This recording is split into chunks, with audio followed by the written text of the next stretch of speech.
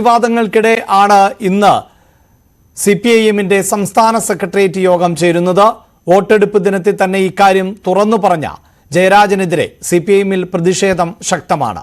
ഇപിക്കെതിരെ നടപടി വേണമെന്ന ആവശ്യവും സിപിഐഎമ്മിൽ ഉണ്ട്. വാർത്തയുടെ വിശദാംശങ്ങളുമായി വി അരുൺ ആണ് ചേരുന്നത്. അരുണിന്റെ ചോദ്യങ്ങൾക്കെല്ലാം തന്നെ ഇ.പി. ജയരാജൻ കൃത്യവും വ്യക്തവുമായ മറുപടിയാണ് നൽകുന്നത്. പക്ഷേ അത് പൂർണ്ണമായും ശോഭയുടെ ആരോപണങ്ങളുമായി ചേർന്ന് നിൽക്കുന്നില്ല. ശോഭാ സുരേന്ദ്രൻ പറയുന്നത് 3 തവണ കൂടിക്കാഴ്ച നടത്തിയിട്ടുണ്ട്, ദല്ലാൽ നന്ദകുമാറിന്റെ വെണ്ണലിയിലെ വസതിയിൽ വെച്ച് കൂടിക്കാഴ്ച നടത്തിയിട്ടുണ്ട് എന്നതൊക്കെയാണ്. ഈ പാർട്ടിക്ക് ഇ.പിയുടെ പ്രതികരണങ്ങളിൽ തൃപ്തിയുണ്ടാകുമോ? ഇപ്പോൾ തെരഞ്ഞെടുപ്പിന് ശേഷമുള്ള വിശകലനമാണല്ലോ അജണ്ട. എങ്കിൽ പോലും ഇത് പ്രധാനപ്പെട്ട ചർച്ചയായി വരില്ലേ? ഇ.പിയുടെ ഭാവി എന്തായിരിക്കുമെന്നാണ് പ്രതീക്ഷിക്കേണ്ടത്.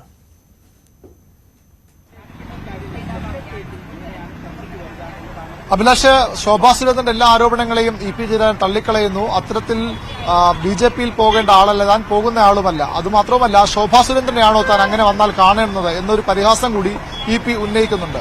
പക്ഷേ CPM-ന് ഇ.പി. ബി.ജെ.പിയിലേക്ക് പോകുമെന്നോ അല്ലെങ്കിൽ ബി.ജെ.പിയിലേക്ക് പോകാൻ വേണ്ടി പ്രകാശ് ജാവ്ദേക്കറുമായി കൂടിക്കാഴ്ച നടത്തിയെന്നോ ഉള്ള ഒരു വിലയിരുത്തലുമില്ല. അതിന് പകരം CPM-ന് ഇ.പി. ജയരാജൻ അതൃപ്തിയുള്ള 2 കാര്യങ്ങളിലാണ്. ഒന്ന്, ഇത്തരത്തിൽ ബി.ജെ.പിയുടെ പ്രഭാരി തന്നെ വന്നു കണ്ടിട്ട് എന്തുകൊണ്ട് ഇ.പി. ജയരാജൻ പാർട്ടിയെ അറിയിച്ചില്ല? പാർട്ടിയെ അറിയിച്ചില്ല, അദ്ദേഹവുമായി വളരെ അടുത്ത ബന്ധമുള്ള മുഖ്യമന്ത്രിയെ അറിയിക്കാൻ എന്തുകൊണ്ട് തയ്യാറായില്ല? അതിലാണ് CPM-ന് അക്ഷരാർത്ഥത്തിൽ അതൃപ്തിയുള്ളത്.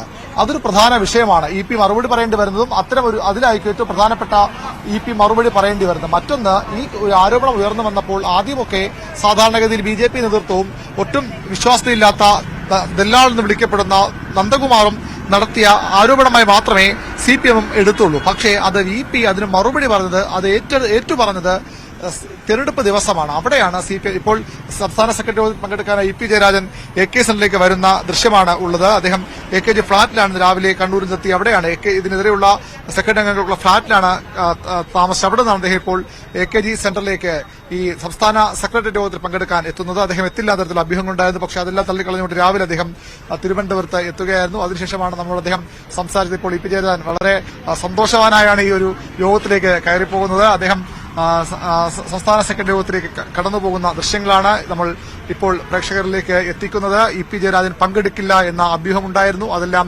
തള്ളിക്കളഞ്ഞുകൊണ്ട് അദ്ദേഹം സംസ്ഥാന സെക്രട്ടറി യോഗത്തിൽ പങ്കെടുക്കാൻ AKG സെന്ററിനുള്ളിലേക്ക് പോകുകയാണ്. അദ്ദേഹം പങ്കെടുത്തില്ലെങ്കിൽ അത് മറ്റൊരു പല വ്യാഖ്യാനങ്ങൾക്കും ഇടയാക്കുമായിരുന്നു. പക്ഷേ അതൊന്നും ഉണ്ടായില്ല. അദ്ദേഹം പൂർണ്ണമായും പാർട്ടിക്ക് വഴങ്ങിക്കൊണ്ട് ഈ ആരോപണങ്ങൾക്ക് മറുപടി പറയാൻ തനിക്കെതിരെ ഉയർന്നിട്ടുള്ള ആരോപണങ്ങൾക്ക് മാത്രമല്ല വലിയ സംശയ നിഴലിലാണ് അദ്ദേഹം. ആ സംശയങ്ങൾക്ക് കൂടി മറുപടി പറയാനാണ് AK സെന്ററിലേക്ക് ഇ.പി. ജയരാജൻ എത്തിയിട്ടുള്ളത്.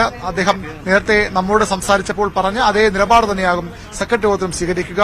ഒരിക്കലും രാഷ്ട്രീയമായ ഒരു കൂടിക്കാഴ്ച ആയിരുന്നില്ല പ്രകാശ് ജാവ്ദേക്കറുമായി തന്റെ ഫ്ളാറ്റിൽ നടന്നത്. തികച്ചും സ്വകാര്യ സന്ദർശനമായിരുന്നു. ആ സ്വകാര്യ സന്ദർശനത്തിന് കാര്യം എന്തിനെ പാർട്ടിയും മുഖ്യമന്ത്രിയും അറിയിക്കണമെന്ന ചോദ്യമാണ് അദ്ദേഹം മുന്നോട്ട് വയ്ക്കുന്നത്. അവിടെ രാഷ്ട്രീയമായി എന്തെങ്കിലും ഉണ്ടായിരുന്നുവെങ്കിൽ തന്നെ അത്തരത്തിൽ ബി.ജെ.പി.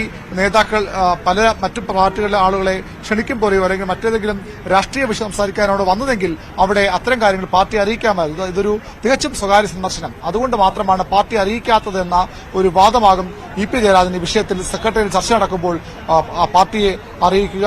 അത് എത്രത്തോളം CPM സ്വീകരിക്കുമെന്ന കാര്യം കണ്ടറിയണം. കാരണം ഇത്തരത്തിലുള്ള ഷെയ്ഡി ക്യാരക്ടറുമായുള്ള നന്ദകുമാറിനെ പോലുള്ള ദല്ലാൾമാരുമായുള്ള സൗഹൃദം തന്നെ ശരിയല്ല എന്ന് മുഖ്യമന്ത്രി വളരെ വ്യക്തമായി പറഞ്ഞു കഴിഞ്ഞു. അത്തരം സൗഹൃദങ്ങളുടെ കാര്യത്തിൽ ഇ.പി. ജയരാജന് നേരത്തെയും ജാഗ്രതക്കുറവുണ്ടായിട്ടുണ്ടെന്ന് മുഖ്യമന്ത്രി പറഞ്ഞു. ഇ.പി. ജയരാജൻ അംഗീകരിക്കുന്നു. തനിക്ക് ജാഗ്രതക്കുറവുണ്ടായി, കുറെ കൂടി ശ്രദ്ധ വേണമെന്ന പാഠമാണ് ഇതിലൂടെ പഠിക്കുന്നതെന്ന് അദ്ദേഹം ന്യൂസ് 18നോട് നേരത്തെ പറഞ്ഞിരുന്നു. അതുതന്നെയാണ് അത്തരം കാര്യങ്ങൾ അദ്ദേഹം ഒരുപക്ഷെ സെക്രട്ടേറിയറ്റിലും ആവർത്തിക്കും. തനിക്ക് ജാഗ്രതക്കുറവുണ്ടായി, അവിടെ അത് ഏറ്റുപറയാൻ സാധ്യതയുണ്ട്. പക്ഷേ അപ്പോഴും എന്തിനെ തെരഞ്ഞെടുപ്പ് ദിവസം തന്നെ ഇത്തരമൊരു ഏറ്റുപറച്ചിലേക്ക് അദ്ദേഹം പോയി?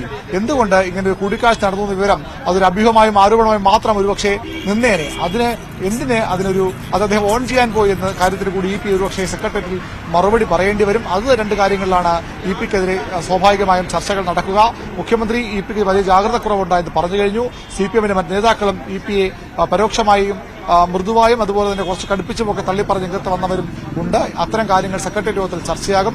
ഇ.പിക്ക് പറയാനുള്ള കാര്യങ്ങൾ സെക്രട്ടേറിയറ്റ് യോഗം കേൾക്കും. അദ്ദേഹം കേന്ദ്ര കമ്മിറ്റി അംഗമാണ്. ഏതെങ്കിലും തരത്തിലുള്ള നടപടി എടുക്കണമെങ്കിൽ പോലും അത് ഇവിടെ തീരുമാനിക്കപ്പെടാൻ കഴിയില്ല. സെക്രട്ടറി ശുപാർശ സംസ്ഥാന സമിതിയിലും അതുപോലെ കേന്ദ്ര കമ്മിറ്റിയിലും ഇപിയുടെ ഘടകമായ കേന്ദ്ര കമ്മിറ്റിയിലുമൊക്കെ പോകേണ്ടതുണ്ട്. ഏതായാലും അത്തരം കടുത്ത നടപടിയിലേക്ക് CPM പോകുമോ? ഇ പി ജയരാജനെ പോലെ ഒരു പ്രധാന നേതാവിനെ എതിരെ മുന്നണി കൺവീനർക്കെതിരെ അത്തരം കാര്യങ്ങളിലേക്ക് പോകുമോ എന്ന കാര്യമൊക്കെ കണ്ടറിയേണ്ടതാണ്. ഏതായാലും മുന്നണി മറ്റു ഘടകകക്ഷികൾക്കടക്കം CP അടക്കമുള്ള ഘടകകക്ഷികൾക്കടക്കം ഇപിയുടെ ഈ തുറന്നു പറച്ചിൽ അതൃപ്തിയുണ്ടെന്നത് വസ്തുതയാണ്. അതുകൊണ്ട് ഒരുപക്ഷെ ഒരു താക്കീതിലേക്കൊക്കെ കാര്യങ്ങൾ പോകുമോ എന്നും അറിയാൻ കഴിയില്ല. ഏതായാലും വളരെ പ്രധാനപ്പെട്ട തെരഞ്ഞെടുപ്പ് അവലോകന അജണ്ടയ്ക്ക് അപ്പുറത്തേക്ക് ഇ പി ജയരാജനുമായി ബന്ധപ്പെട്ട വിവാദം തന്നെയാകും സംസ്ഥാന സെക്രട്ടേറിയറ്റിൽ നിന്ന് പ്രധാനമായും ചർച്ചയ്ക്ക് വരിക എന്നാണ് നമുക്ക് ലഭിക്കുന്ന സൂചനകൾ. തീർച്ചയായും തെരഞ്ഞെടുപ്പിന് ശേഷം വോട്ടെടുപ്പിന്